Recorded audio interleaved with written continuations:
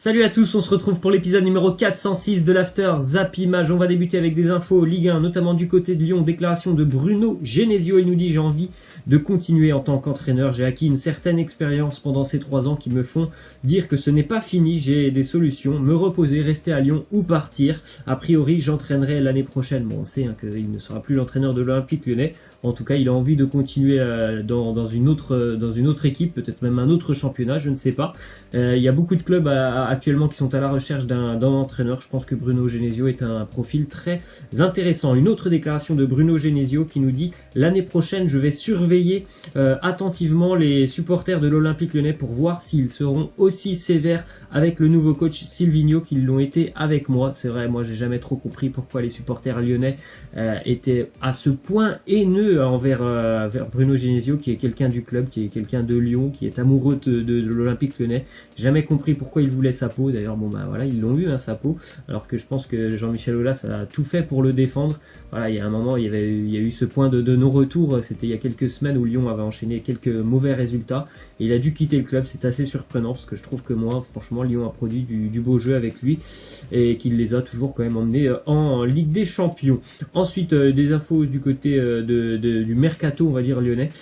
Probable départ pour Jérémy Morel, qu'on n'a pas vu beaucoup sur le terrain cette année. Il pourrait rejoindre le Stade Brestois, le promu breton qui va rejoindre la Ligue 1. C'est un homme voilà de qualité et d'expérience, Jérémy Morel. Il pourra certainement aider le club breton en Ligue 1.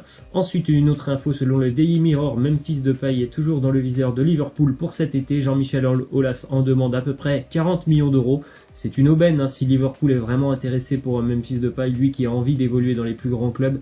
Voilà, Liverpool, tu peux guère trouver mieux que Liverpool, donc tant mieux pour lui s'il pourra continuer son parcours professionnel du côté de Liverpool. Après, je pense que ça serait très compliqué pour lui de rentrer en tant que titulaire indiscutable du côté des Reds, qui, moi je trouve, ont une équipe vraiment très solide. Du côté de l'Olympique de Marseille, déclaration de Dimitri Payet. Il nous dit: l'an prochain, je serai là pour faire une meilleure saison que cette année et atteindre enfin l'objectif qu'on s'est fixé. L'objectif fixé par l'OM, forcément, depuis déjà de nombreuses années, c'est le retour en Ligue des Champions. C'est certainement aussi pour ça, forcément, que Rudy Garcia n'est plus là. C'est que voilà, sur la période de Garcia en tant qu'entraîneur de Marseille, voilà, l'objectif il a jamais été atteint. Ils n'ont jamais été en Ligue des Champions, les Marseillais. Donc voilà, c'est un peu compliqué. Donc Dimitri Payet pourrait continuer l'année prochaine avec Marseille. En tout cas, lui, il en a envie. Certainement aussi Adil Rami, qui a dit qu'il voulait continuer avec l'Olympique de Marseille pour la saison prochaine. On a une déclaration de Rudy Garcia sur Adil Rami. Il nous dit: à chaque match ou séance d'entraînement d'Adil, il lui faut plusieurs jours pour s'en remettre. Ça veut tout dire, hein. On voit bien quand même que Adil Rami, niveau physique, il est en très grande difficulté. Lorsqu'on le voit en Ligue 1, il est souvent en retard sur les duels, il est souvent fautif. Notamment, je me souviens du match à Strasbourg où il est fautif d'un penalty totalement bête. On voit que franchement ça devient de plus en plus compliqué quand même pour lui, le football professionnel. Ensuite, une info, donc selon Sky Sport, Everton et Manchester United se sont vus proposer Kevin Strootman sous la forme d'un prêt. C'est vrai que Strootman, il est arrivé du côté de Marseille grâce à Rudy Garcia. Ils s'étaient connus à la Roma les deux. Donc là, il y a le départ de Garcia. Je suis pas sûr que le prochain entraîneur a envie de conserver Strootman, surtout qu'il a un salaire très très élevé du côté de Marseille. Et l'OM aimerait aussi surtout se focaliser un petit peu maintenant sur les jeunes joueurs. Et c'est voilà, pour surtout acquérir des jeunes joueurs, il faut aussi un petit peu libérer des joueurs qui ont de très gros salaires, comme peut l'être celui de Kevin Strootman. Ensuite, déclaration de Claude Puel, qui est lui aussi ciblé, notamment du côté de l'Olympique de Marseille, pour potentiellement devenir le nouvel entraîneur. Il nous dit: entraîner à Marseille ou Saint-Etienne, je n'en sais rien, ça passera par un projet. Je peux très bien prendre une année sabbatique aussi, si je ne sens pas la bonne opportunité se présenter. Voilà, il y a plusieurs noms du côté de l'OM. En tout cas, lui aussi, c'est un entraîneur qui est sans club depuis qu'il a été limogé par Leicester, un entraîneur bien évidemment qui connaît très bien la Ligue 1, Claude Puel. Déclaration de Valentin Rongier, le capitaine nantais. Il nous dit: s'il y a un projet qui me convient, le président me laissera partir. Il y a un accord moral, on en a déjà discuté, mon choix. J'aime beaucoup le championnat de France, mais découvrir une autre culture serait une belle opportunité. Lui aussi, il a souvent été ciblé du côté de l'Olympique de Marseille.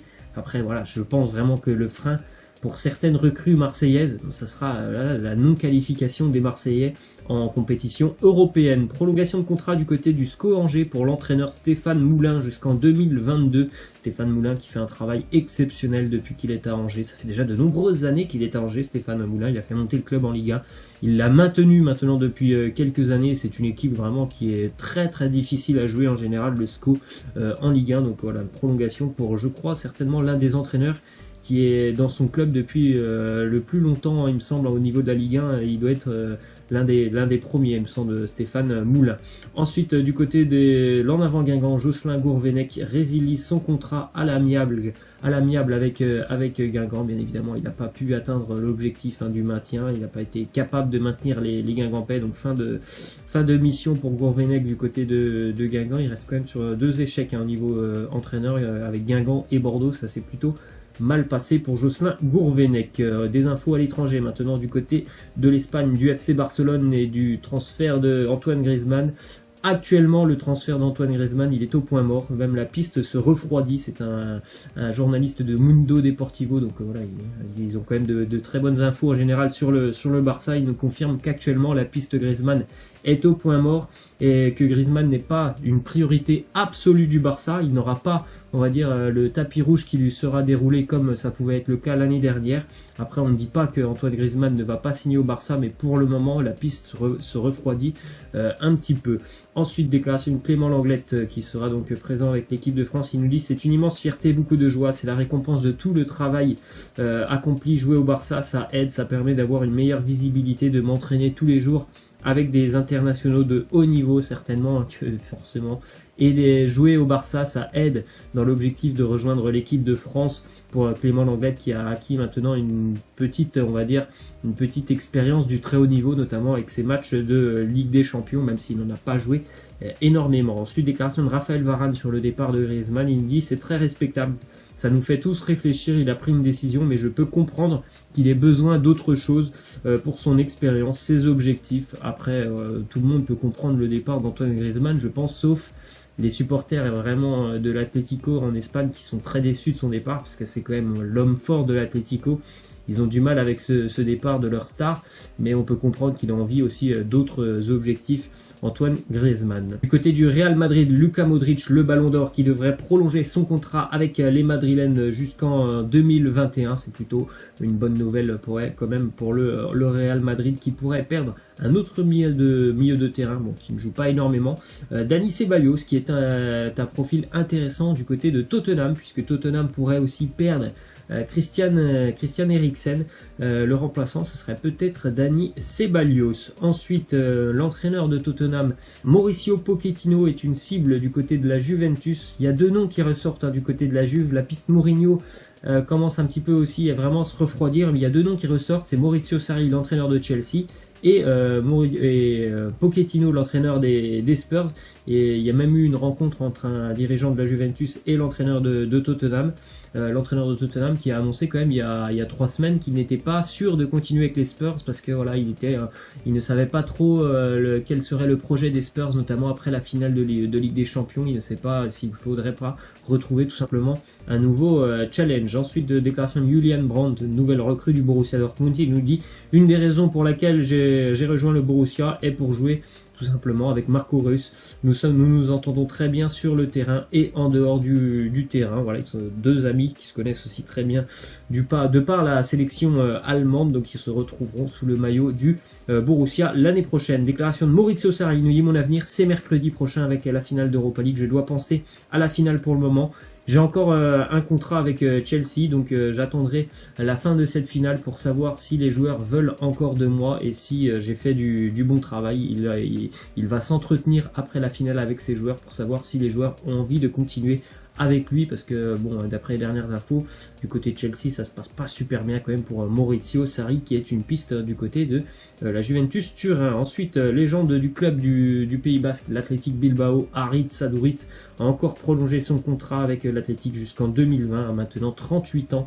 Aritz Aduriz, qu'on va continuer avec le club basque. C'est un excellent attaquant, surtout de la tête. Il est vraiment très très doué de la tête. Ensuite, une petite info de Iker Casillas. 2 semaines après l'infarctus de son mari, sa compagne donc s'est vue tout simplement diagnostiquer un cancer des ovaires, une sale période pour la famille Casillas. La tumeur a été opérée pour sa compagne et elle nécessite encore quelques mois de traitement. J'espère que voilà, les deux pourront très vite se rétablir pleinement. Ensuite, petite info pour terminer du FC Sochaux-Montbéliard, le club de Ligue 2 qui a été vendu. Ils appartenaient à des Chinois. Visiblement, les Chinois ont revendu le club à une autre boîte chinoise, propriétaire de Sochaux, qui va devoir aussi, je crois, éponger une dette de 3 millions d'euros. Ce n'est pas sûr pour le moment, malgré que Sochaux se soit maintenu sur le terrain. Sur l'aspect sportif, ce n'est pas sûr de voir Sochaux l'année prochaine en Ligue 2, parce qu'il y a quand même beaucoup de problèmes financiers du côté de Sochaux. Et forcément, après, au niveau de la DNCG, ce n'est pas sûr que le dossier sochalien puisse passer. Voilà, moi je vous laisse et je vous dis à la prochaine. Ciao!